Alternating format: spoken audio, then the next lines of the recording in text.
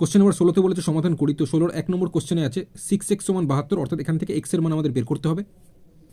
তো সেক্ষেত্রে এই 6x = 72 হলে x = 72 বাই x এর সাথে যত গুণ থাকবে সেটা কোনাকুনি আমরা বসাবো।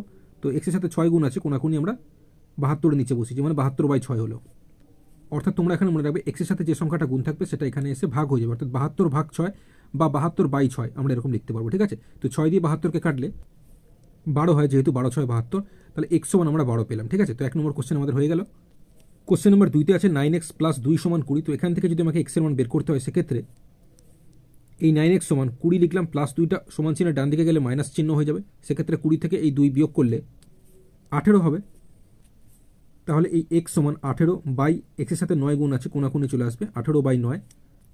9 দিয়ে 18কে কাটলে 2, যেহেতু 9 2 18, তাহলে x = এখান থেকে 2 পেলাম আমরা। ঠিক আছে, তো 2 নম্বর কোশ্চেন আমাদের এটার উত্তর হয়ে গেল x = 2। আমরা এখন 3 নম্বর কোশ্চেনে যাব। তো সেক্ষেত্রে এখানে x এর মান যদি বের করতে হয়, কোশ্চেন নাম্বার 3 কি আছে, 4x - 2x + 3 = 9 - 4x, তাই তো। তো এখানে সমান চিহ্নের বাঁ দিকে দেখছি x দিয়ে দুখানা আছে, 4x আছে আর 2x আছে। তো 4x থেকে 2x বিয়োগ করলে 2x হয়, আর আরেকটা x দিয়ে এখানে সমান চিহ্নের ডান দিকে থেকে -4x আছে, এটা আমি যদি বাঁ দিকে আনতে চাই প্লাস হয়ে যাবে, সেক্ষেত্রে এই -4x সমান চিহ্নের বাঁ দিকে এলে +4x হয়ে গেল। আর এদিকে সমান চিহ্ন দেখো ডান দিকে 9 আছে, আমি সব সংখ্যাগুলোকে সমান চিহ্নের ডান দিকে নিয়ে যাব। তো 9 তো এদিকে আছে, +3 যখন সমান চিহ্নের ডান দিকে যাবে মাইনাস হয়ে যাবে।